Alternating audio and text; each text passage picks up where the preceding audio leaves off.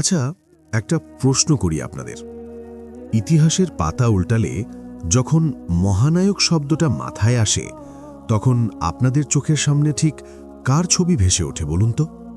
নিশ্চয়ই আপনারা এমন কারো কথা ভাবছেন, যিনি এক হাতে তরবারি ঘুরিয়ে শত্রুর বুক কাঁপিয়ে দেন, অথবা এমন কোনো রাষ্ট্রনায়ক যার গমগমে গলার আওয়াজে পুরো রাজ দরবার নিস্তব্ধ হয়ে যেত, কিংবা বিচারকের আসনে বসা এক কঠোর শাসক যার চোখে চোখ রাখার সাহস কারও ছিল না।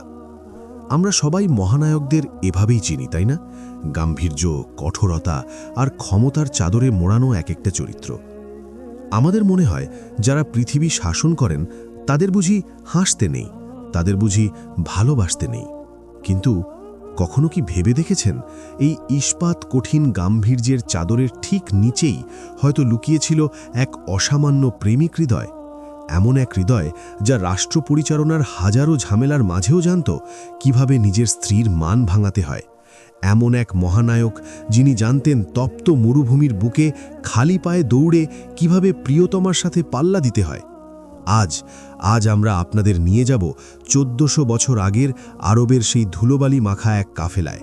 আমরা টাইম মেশিনে করে ফিরে যাব এমন এক মুহূর্তে যেখানে পৃথিবীর শ্রেষ্ঠ মানুষটি রাহমাতুল্লিল আলামিন তার সঙ্গিনীর সাথে এমন এক খুনসুটিতে মেতেছিলেন যা শুনলে আজ আমাদের আধুনিক যুগের কাপল গোলস বা সম্পর্কের সংজ্ঞাও লজ্জায় মাথা নত করবে। আজকের গল্পটা কেবল নবীজি এবং মা আয়েশা রাদিয়াল্লাহু এর সেই বিখ্যাত দৌড় প্রতিযোগিতার গল্প নয়, এ এক ভালোবাসার মহাকাব্য। এটি এমন এক গল্প যা আপনাকে নতুন করে ভাবতে শেখাবে ভালোবাসা আসলে কি। এটি কি কেবল দামি উপহার আর সোশ্যাল মিডিয়ার স্ট্যাটাস, নাকি তার চেয়েও গভীর কিছু? আসুন ইতিহাসের সেই ধুলোমাখা পথে একটু হেঁটে আসি, ধুলোবালি সরিয়ে খুঁজে নিয়ে এক অজানা ভালোবাসার সুন্নাহ। গল্পের মূল অংশে যাওয়ার আগে আমাদের একটু প্রেক্ষাপটটা বুঝতে হবে।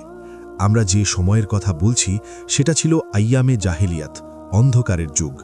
সেই সমাজের নারীদের অবস্থা কেমন ছিল জানেন? সেখানে নারীরা ছিল শুধুই পণ্য, ভোগের সামগ্রী। বাজারে যেমন ভেড়া বা উঁট কেনাবেচা হয়, নারীদের অবস্থাও ছিল ঠিক তাই। কারো কন্যা সন্তান জন্মানো ছিল লজ্জার বিষয়। বাবা তার নিজের মেয়েকে জীবন্ত পুঁতে ফেলত মাটির নিচে, পাছে সমাজ তাকে ধিক্কার দেয়। স্বামী মারা গেলে স্ত্রী হয়ে যেত ছেলেদের উত্তরাধিকার সূত্রে পাওয়া সম্পত্তি। ভালোবাসা, সম্মান, বন্ধুত্ব, এই শব্দগুলো সেই সমাজের নারীদের ডিকশনারিতে ছিল না। স্বামী মানেই ছিল প্রভু, আর স্ত্রী মানেই দাসী। ঠিক এমন এক সময়ে অন্ধকারের বুক চিরে আলোর মশাল নিয়ে এলেন এক মানুষ, মুহাম্মদুর রাসূলুল্লাহ। তিনি এসে এমন এক বিপ্লব ঘটালেন যা পৃথিবী আগে কখনো দেখেনি। তিনি বললেন, নারীরা কারো পায়ের জুতো নয়, তারা পুরুষেরই অর্ধাঙ্গিনী। তিনি শুধু মুখে বললেন না, তিনি তার নিজের জীবন দিয়ে দেখিয়ে দিলেন কিভাবে একজন স্ত্রীকে সম্মান করতে হয়, কিভাবে স্ত্রীর সাথে বন্ধুর মতো মিশতে হয়। ভাবুন তো, যেই সমাজে স্ত্রীকে মানুষের মর্যাদা দেওয়া হতো না, সেই সমাজেরই নেতা আল্লাহর রাসূল সবার সামনে ঘোষণা করছেন, আমার সবচেয়ে প্রিয় মানুষটি হলো আমার স্ত্রী আয়েশা। এটা কি কোনো সাধারণ কথা ছিল? না, এটা ছিল এক সামাজিক বিপ্লব। অনেকেই মনে করেন ইসলাম মানেই বুঝি মুখ গোমড়া করে থাকা, তসবি জপবেন, নামাজ পড়বেন, রোজা রাখবেন, ব্যাস। রোমান্টিকতা, খুনসুটি, হাসি তামাশা, ওরে বাবা, ওসব বুঝি ইসলামে নেই। ওসব তো কেবল নাটক সিনেমার বিষয়, তাই না? কিন্তু আমরা যদি পবিত্র কোরআনের দিকে একটু তাকাই, আমাদের সেই ভুল ভেঙে যাবে। আল্লাহ সুবহানাহু ওয়া তাআলা সূরা আর রুমে খুব সুন্দর করে বলছেন, আর তার নিদর্শনাবলীর মধ্যে রয়েছে যে তিনি তোমাদের জন্য তোমাদের মধ্য থেকেই সৃষ্টি করেছেন তোমাদের সঙ্গিনীদের। কেন? আল্লাহ কি শুধুই বংশবৃদ্ধির জন্য সঙ্গিনী সৃষ্টি করেছেন? না, কারণটা শুনুন। যাতে করে তোমরা তাদের কাছে প্রশান্তি লাভ করতে পারো এবং তিনি তোমাদের মধ্যে পারস্পরিক ভালোবাসা, মাওয়াদ্দা এবং দয়া, রাহমত সৃষ্টি করেছেন। লক্ষ্য করুন, শব্দটা কিন্তু দায়িত্ব বা বিয়ে নয়। শব্দটা হলো লিত্তাসকুনু বা প্রশান্তি। সুকুন মানে স্থিরতা, শান্তি। ঝড়ের পর সমুদ্র যেমন শান্ত হয়, সারা দিনের ক্লান্তির পর মানুষ যেমন ঘরে ফিরে শান্তি পায়, স্ত্রী হলো সেই শান্তির নীড়। আর এই প্রশান্তি কি এমনি এমনি আসে? না, প্রশান্তি তখনই আসে যখন স্বামী আর স্ত্রীর সম্পর্কটা কেবল মালিক আর সেবিকার হয় না, হয় বন্ধুত্বের, যেখানে ভয় নেই, জড়তা নেই, আছে কেবল নির্ভরতা। আমাদের নবীজি সাল্লাল্লাহু আলাইহি ওয়াসাল্লাম ঠিক এটাই ছিলেন। তিনি ছিলেন তার স্ত্রীদের কাছে পৃথিবীর সবচেয়ে ভালো বন্ধু, সবচেয়ে কাছের মানুষ। আর সেই বন্ধুত্বেরই এক অসামান্য দৃশ্য আমরা এখন দেখব। চলুন এবার আমরা কল্পনার ডানায় ভর করে মদিনার সেই সোনারি যুগে ফিরে যাই। মা আয়েশা রাদিয়াল্লাহু তাআলা আনহা তখন একদম কিশোরী, চঞ্চল, ছটফটে, বুদ্ধিমতী। নবীজি সাল্লাল্লাহু আলাইহি ওয়াসাল্লাম কোনো এক সফরে বের হয়েছেন, সাথে নিয়েছেন তার প্রিয়তমা স্ত্রী আয়েশাকে। মরুভূমির দীর্ঘ পথ, সূর্য তখনও মাথার উপর আসেনি কিংবা হয়তো হেলে পড়েছে পশ্চিমে। কাফেলা চলছে ধীর গতিতে। হঠাৎ নবীজি সাল্লাল্লাহু আলাইহি ওয়াসাল্লাম কাফেলাকে থামার নির্দেশ দিলেন। কেন? কোনো শত্রু আক্রমণ করেছে? কোনো জরুরি পরামর্শ? না। তিনি সাহাবীদের দিকে তাকিয়ে বললেন, তোমরা একটু সামনে এগিয়ে যাও। সাহাবীরা কোনো প্রশ্ন করলেন না। তারা জানতেন আল্লাহর রসূলের প্রতিটি নির্দেশের পেছনে কোনো না কোনো হেকমত থাকে। তারা ভাবলেন হয়তো নবীজির কোনো ওহী নাজিল হবে বা ব্যক্তিগত কোনো প্রয়োজন আছে। তারা দৃষ্টিসীমার আড়ালে চলে গেলেন। এখন ভাবন দৃশ্যটা, মরুভূমির সেই বিশাল প্রান্তরে কেবল দুজন মানুষ, চারদিকে পিন পতন নীরবতা, শুধু বাতাসের শোঁ শোঁ শব্দ।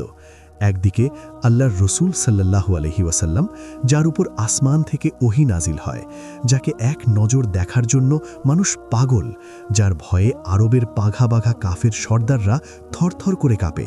আর অন্যদিকে তার কিশোরী স্ত্রী আয়েশা রাদিয়াল্লাহু তাআলা আনহা।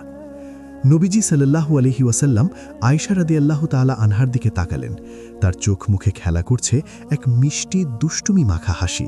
তিনি বললেন, আয়েশা, এসো, আজ আমরা দৌড় প্রতিযোগিতা করি, দেখি কে জিততে পারে। একবার ভাবুন তো, ৫৩ বা তার বেশি বয়সের একজন নবী, একজন রাষ্ট্রপ্রধান, তিনি তার কিশোরী স্ত্রীকে বলছেন, চলো দৌড়াই। কোনো প্রোটোকল নেই, কোনো গাম্ভীর্যের দেয়াল নেই, নেই কোনো লোকলজ্জার ভয়। লোকে কি বলবে এই চিন্তা তাকে স্পর্শও করেনি। মা আয়েশা রাদিয়াল্লাহু তাআলা আনহার শরীর তখন হালকা পাতলা। তিনি তো এক কথাতেই রাজি। কিশোরী মন, তার উপর স্বামী আহ্বান জানিয়েছেন খেলার জন্য। আনন্দে তার মন নিচে উঠল। শুরু হলো প্রতিযোগিতা। রেডি, 1, 2, 3। মরুভূমির বালু উড়িয়ে দুজন দৌড়াচ্ছেন। পৃথিবীর শ্রেষ্ঠ মানুষটি দৌড়াচ্ছেন তার স্ত্রীর সাথে। বাতাসের বিপরীতে এই দৌড় কেবল শরীরের নয়, এ ছিল মনের দৌড়। আকাশ দেখছে, বাতাস দেখছে, মরুভূমির বালি সাক্ষী হচ্ছে এক ঐতিহাসিক মুহূর্তের। এবং সেই দৌড়ে কে জিতল জানেন? মা আয়েশা রাদিয়াল্লাহু তাআলা আনহা নিজেই সেই ঘটনার বর্ণনা দিচ্ছেন খুব গর্ব করে। সুনানে আবু দাউদ ও মুসনাদে আহমদের বর্ণনায় এসেছে, তিনি বলছেন, আমি তখন খুব হালকা পাতলা ছিলাম। আমি দৌড় দিলাম এবং নবীজিকে পেছনে ফেলে বিজয়ী হলাম। আচ্ছা, নবীজি কি ইচ্ছে করে হেরে গেলেন, নাকি আয়েশা রাদিয়াল্লাহু তাআলা আনহা আসলেই খুব দ্রুত ছিলেন? অনেকে বলেন নবীজি ইচ্ছে করেই দৌড়ের গতি কমিয়ে দিয়েছিলেন যাতে তার প্রিয়তমা স্ত্রী জয়ের আনন্দ পান। আবার হতে পারে কিশোরী আয়েশার ক্ষিপ্রতা আসলেই বেশি ছিল। কিন্তু আসল সৌন্দর্যটা হার জিতে নয়, আসল সৌন্দর্যটা নবীজির প্রতিক্রিয়ায়। তিনি হেরে গিয়ে রেগে গেলেন না, বললেন না যে আমি নবী, আমি কেন হারব, এটা আমার শানের খেলাফ। বরং স্ত্রীর বিজয়ে তিনি ছিলেন শিশুর মতো আনন্দিত। তার ঠোঁটের কোণে ছিল সেই ভুবন ভোলানো হাসি। এই দৌড় ছিল তাদের সম্পর্কের এক গভীর সিলমোহর। এটি বুঝিয়ে দিল স্বামী স্ত্রী মানে কেবল আদেশ আর পালন নয়, স্বামী স্ত্রী মানে খেলার সাথীও বটে। সময় কারোর জন্য অপেক্ষা করে না, নদীর স্রোতের মতো বয়ে চলে।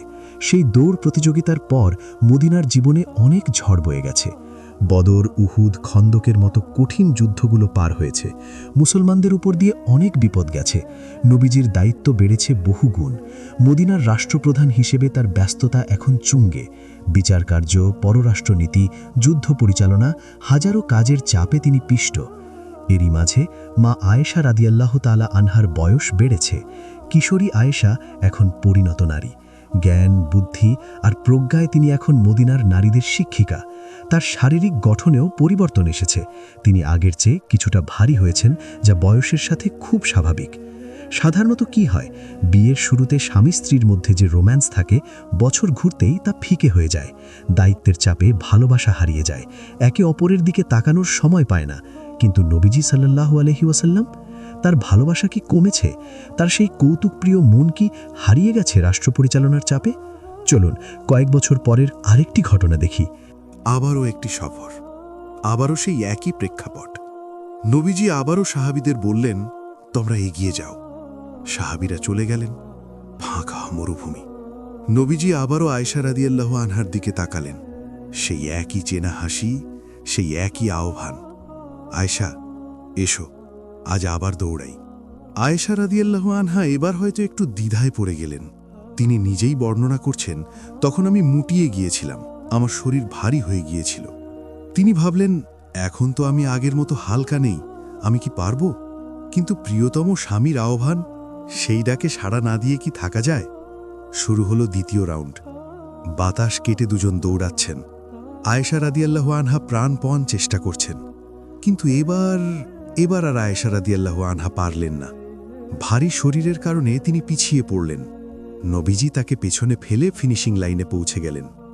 বিজয়ী হলেন বিশ্বনবী। ফিনিশিং লাইনে পৌঁছে নবীজি কি করলেন? তিনি কি অহংকার দেখালেন? বললেন, দেখেছ, আমি সেরা? না, তিনি হাসতে হাসতে হাঁপাতে থাকা আয়েশা রাদিয়াল্লাহু আনহার কাছে এলেন, তার কাঁধে আলতো টোকা দিলেন, এরপর বললেন সেই ঐতিহাসিক বাক্য, যার রোম্যান্সের ইতিহাসে স্বর্ণাক্ষরে লেখা থাকবে। তিনি বললেন, হাজিহি বিতিলকা, অর্থাৎ এই জয়টা সেই জয়ের বদলা। কি অসাধারণ হিউমার, কি চমৎকার রসবোধ! তুমি সেবার জিতেছিলে, আজ আমি জিতলাম, কাটাকাটি হয়ে গেল। এই একটি বাক্যে তিনি বুঝিয়ে দিলেন, তিনি সেই হারের কথা ভোলেননি। তিনি সেই স্মৃতিকে সযত্নে লালন করেছেন বছরের পর বছর। তিনি বুঝিয়ে দিলেন, আয়েশা, সময় বদলেছে, আমাদের বয়স বেড়েছে, কিন্তু আমাদের বন্ধুত্বটা ঠিক সেই প্রথম দিনের মতোই আছে। এটা শুধু একটা দৌড় ছিল না, এটা ছিল ভালোবাসার নবায়ন বা রিনিউয়াল অফ লাভ। ব্যস্ততার মাঝেও যে ভালোবাসা মরে যায়নি, সেটাই তিনি প্রমাণ করলেন। নবীজির রোম্যান্টিকতা কি কেবল এই দৌড় প্রতিযোগিতার মধ্যেই সীমাবদ্ধ ছিল? একদমই না। মা আয়েশা রাদিয়াল্লাহু আনহার সাথে তার প্রতিটি মুহূর্ত ছিল কবিতার মতো সুন্দর। আচ্ছা, আপনারা কি কখনো খেয়াল করেছেন, ভালোবাসার গভীরতা আসলে বড় বড় উপহারে থাকে না, থাকে ছোট ছোট ডিটেলসে। আমরা অনেকেই মনে করি স্ত্রীকে দামি শাড়ি দিলেই বুঝি ভালোবাসা প্রকাশ পায়, কিন্তু নবীজি আমাদের শিখিয়েছেন ভিন্ন কিছু। আয়েশা রাদিয়াল্লাহু আনহা লজ্জা মিশ্রিত কণ্ঠে বর্ণনা করছেন এক অদ্ভুত ভালোবাসার কথা। তিনি বলেন, যখন তিনি ঋতুমতী অবস্থায় থাকতেন, যে সময় নারীরা সাধারণত নিজেকে একটু গুটিয়ে রাখেন, সমাজও তাদের অসুচি মনে করে, অনেকে তো স্ত্রীর কাছেও ঘেঁষে না, নবীজি ঠিক তখন তার প্রতি আরও বেশি যত্নশীল হতেন। আয়েশা রাদিয়াল্লাহু আনহা বলছেন, আমি যখন গোস্তের হাড় চিবিয়ে রেখে দিতাম, নবীজি সেই হাড়টা হাতে নিতেন, তারপর আমি যেখানে মুখ লাগিয়েছিলাম ঠিক সেই জায়গাতেই মুখ লাগিয়ে তিনি বাকিটুকু খেতেন। আবার শুনুন, আমি যখন গ্লাসে পানি পান করতাম, নবীজি ঠিক পাত্রের সেই জায়গাতেই ঠোঁট লাগিয়ে পানি পান করতেন যেখানে আমার ঠোঁট স্পর্শ করেছিল। একবার ভাবুন তো, তিনি ইচ্ছে করলে গ্লাসের অন্য পাশ দিয়ে খেতে পারতেন, কিন্তু না, তিনি খুঁজতেন তার প্রিয়ার ঠোঁটের স্পর্শটুকু। তিনি এই কাজের মাধ্যমে বুঝিয়ে দিতেন, আয়েশা, আমি তোমাকে কতটা ভালোবাসি। তোমার এটো আমার কাছে ঘৃণার নয়, বরং ভালোবাসার। চিন্তা করুন, ভালোবাসার গভীরতা কতটা হলে একজনের ঝুঁটা খাওয়াকে এতটা সম্মানের, এতটা আবেগের মনে হতে পারে। তিনি শুধু প্রেমিক ছিলেন না, তিনি ছিলেন সেরা বন্ধু। তিনি আয়েশা রাদিয়াল্লাহু আনহাকে ভালোবেসে ডাকতেন হুমায়রা বলে, যার অর্থ লালচে বা লালিমাযুক্ত সুন্দরী। কখনো বা ডাকতেন আয়েশ বলে, নামের শেষের অক্ষর ফেলে দিয়ে আদরের সুরে, ঠিক যেমন আজ আমরা প্রিয়জনকে ছোট ছোট আদুরে নামে ডাকি। আরেকটি চমৎকার ঘটনার কথা বলি। একবার ঈদের দিন মদিনার মসজিদে হাবশি সাহাবীরা লাঠি খেলা দেখাচ্ছিল, যুদ্ধের মহড়া। কিশোরী আয়েশা রাদিয়াল্লাহু আনহা বায়না ধরলেন তিনি সেই খেলা দেখবেন। নবীজি কি ধমক দিলেন? বললেন, মেয়ে মানুষের খেলা দেখা সাজে না, যাও ঘরে যাও। না, তিনি বুঝলেন তার স্ত্রীর মনের ইচ্ছা। তিনি দরজায় দাঁড়ালেন, নিজের চাদর দিয়ে আড়াল করলেন, আর আয়েশা রাদিয়াল্লাহু আনহা নবীজির কাঁধে ভর দিয়ে তার গালের সাথে গাল লাগিয়ে সেই খেলা দেখলেন। কতক্ষণ?